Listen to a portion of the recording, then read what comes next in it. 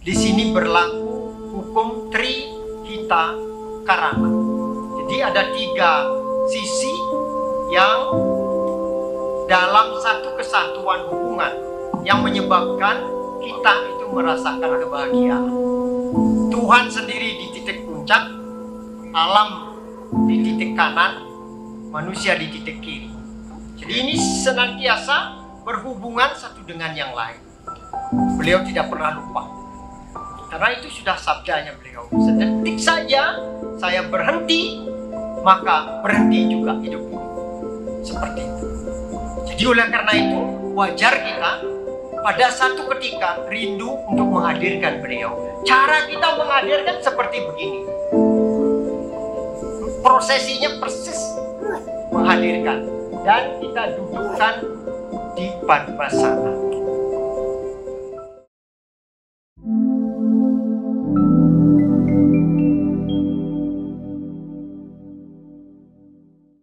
Mangku Gede, Pura Agung Taman Sari Halim Perdana Kusuma, para pinandita lanang istri sane sampun meraga suci,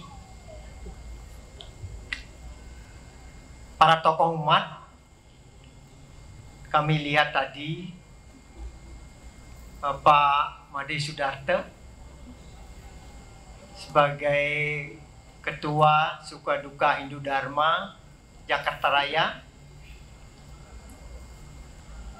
Bapak Ketua Tempeng barangkali juga hadir di sini, Bapak Ketua Panitia, para tokoh umat seluruhnya dan umat sedharma yang berbahagia.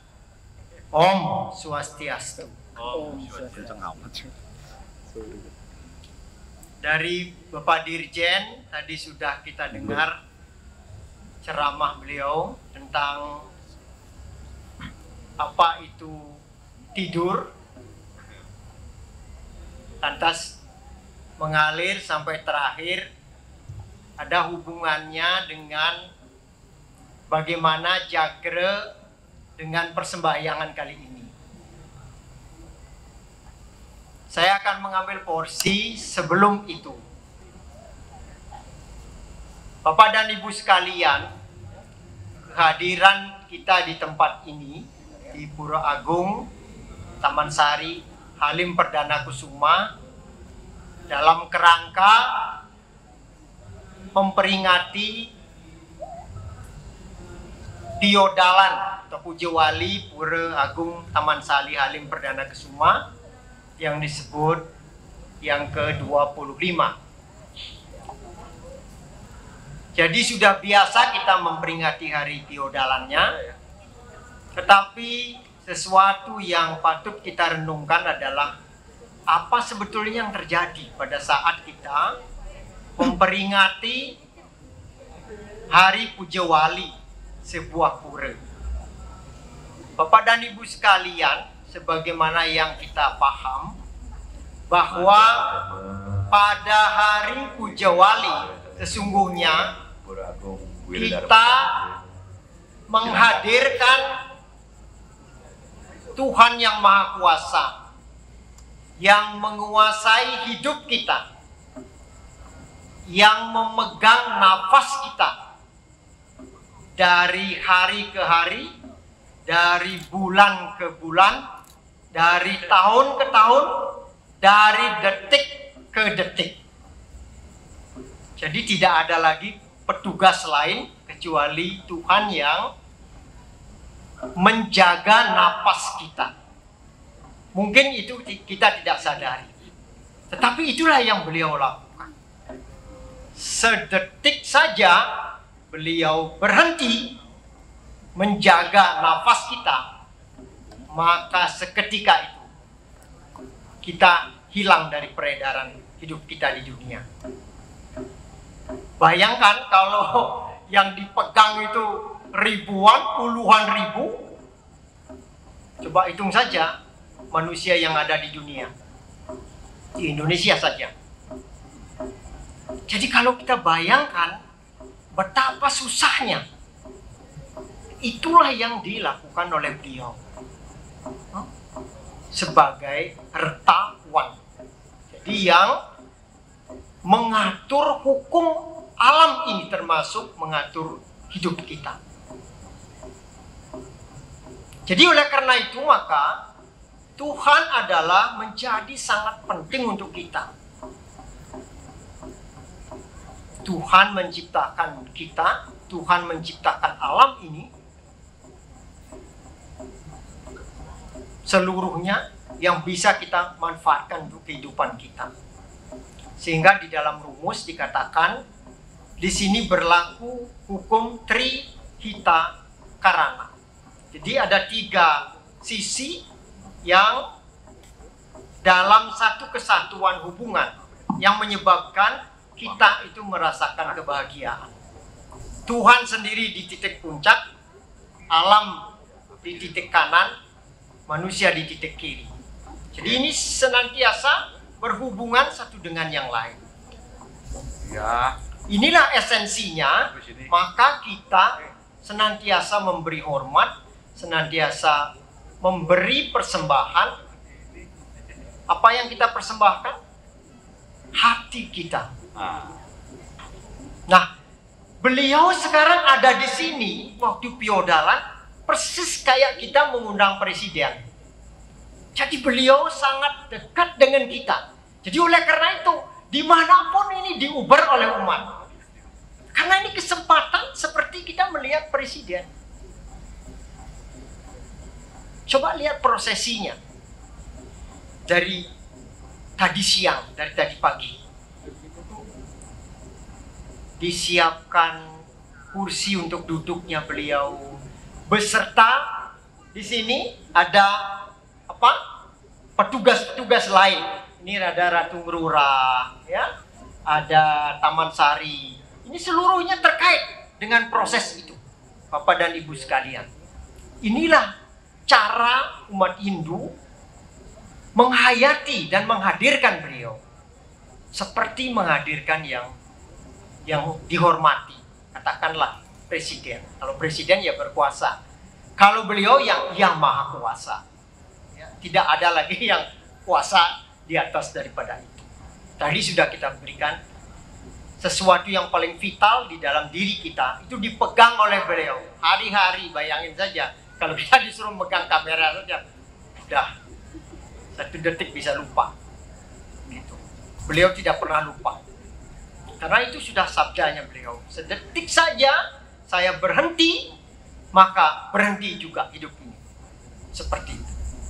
Jadi oleh karena itu wajar kita pada satu ketika rindu untuk menghadirkan beliau. Cara kita menghadirkan seperti begini. Prosesinya persis menghadirkan. Dan kita dudukkan di Padmasana.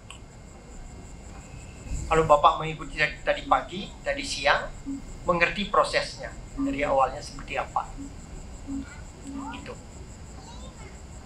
Didudukkan di tempat yang terhormat. Inilah prabawa beliau yang dekat dengan kita.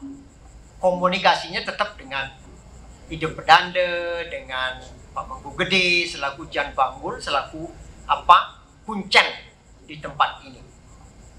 Tetap komunikasinya lewat beliau. Maka itu beliau memimpin kita bersembahyang. Nah, jadi karena kita menghadirkan orang yang sangat penting, maka benar-benar mestinya ini kita manfaatkan dengan sebaik-baiknya. Caranya memanfaatkan gimana? Kita fokus pada kesempatan ini. Bapak dan Ibu datang dari mana-mana ini, ya, rumahnya jauh, ada yang jauh dari sini, meluangkan waktu, meluangkan biaya, meluangkan tenaga untuk ke sini, dan sampai di sini mestinya kita fokus. Karena akan bertemu dengan beliau. Disinilah kita secara personal satu persatu. Di sini itu nggak ada ngirim salam, nggak ada. Nitip salam itu nggak ada di sini. Jadi Bapak dan Ibu ketika mulai masuk di pintu yang sempit ini, maka di sana sudah memanage pikiran kita. Ya Tuhan, kami ingin ketemu. Sebab pertemuan dengan beliau itu kalau bisa dilakukan secara ikhlas, itu terbuka, fair, maka kita akan merasakan sesuatu. Disitulah kebahagiaan kita. Jadi bagi umat yang sudah bisa merasakan bagaimana getaran yang ada di dalam, nah itulah yang akan membawa. Itu seperti kita ngecas aki kita. Kita persis juga kayak aki. Harus setiap saat dicas. Supaya hidup kita semangat, Pak. Apalagi di kota besar. Yang selalu ada perubahan, yang selalu hiruk pikuk, yang selalu ada pertentangan dan lain sebagainya, sibuk. Ini perlu sekali berhubungan dengan beliau, sehingga kepribadian kita menjadi tangguh. Jadi kalau ada badai yang menerjang, tidak akan bisa. Paling tidak kita bisa bertahan. Seperti itu. Itu maknanya kehadiran kita di sini. Jadi oleh karena itu, kehadiran kita penting sekali. Nah, menghadirkan beliau ini itu dengan sebuah proses dan penuh dengan simbol-simbol. Bapak dan Ibu, di sini Bapak kita lihat semua ada persembahan-persembahan. Yang paling utama ini persembahan yang di atas 8 ini. Inilah permohonan kita, Bapak dan Ibu. Ada juga di masing-masing pelinggih persembahannya. Ada yang sebagai tempat atau kursinya beliau yang disebut dengan dasina linggih. Ya, disitulah beliau melinggih. Ya, baik ancangannya maupun beliau sendiri. Nah, ini satpamnya dan sebagainya. Keamanannya seperti begitu. Yang ngiring beliau. Itu seluruhnya kita tempatkan di masing-masing. Dan kita menghormati beliau dengan cara tertentu. Dengan komunikasi, dengan bahasa tertentu. Nah, itulah maknanya. Nah, untuk kali ini saya dengar dari panitia merancang pertemuan kita dengan sarana yang madya. Sehingga ada di sini yang namanya Banten Pebangkit. Banten Pebangkit itu adalah lukisan yang dibuat oleh leluhur kita yang berupa lukisan alam. Di Banten Pebangkit itu lukisan alam. Sebetulnya adalah itu simbol dari permintaan kita kepada Yang Maha Kuasa. Ya Tuhan, berikan kami unsur alam ini supaya kami bisa hidup dengan baik. Sebab unsur alam kadang-kadang juga dua sisi. Ya, unsur alam yang normal, yang bagus-bagus, yang baik-baik saja, itu akan akibatnya baik kepada kita. Tapi yang berlebih misalnya, seperti air itu menjadi banjir, angin menjadi angin puyuh, ya, panas menjadi badai panas dan lain sebagainya, itu prahara bagi hidup manusia. Manusia kadang-kadang tidak tahan. Nah, itulah yang kita mohonkan kepada beliau. Simbolnya di sana. Jadi kita berkomunikasi lewat simbol. Seperti orang berkomunikasi lewat HP. Dia menggunakan password tertentu, dia menggunakan nomor telepon tertentu dengan kode-kode tertentu. Jadi dengan mempersembahkan itu beliau sudah nangkep, oh ini maunya begini. Gitu. Ya, bahasa-bahasa itulah yang disajikan di depan Bapak dan Ibu sekalian supaya kita paham. Oleh karena itu maka kita hadir di sini, tugas kita fokus ya kepada simbol-simbol yang sudah diaturkan di sini. Di sini yang paling kentara ada simbol yang namanya Banten Suci. Banten Suci. Artinya seluruh kehadiran kita ini berbasis, berlandaskan pikiran yang suci. Pikiran yang lascaria. Pikiran yang penuh syukur.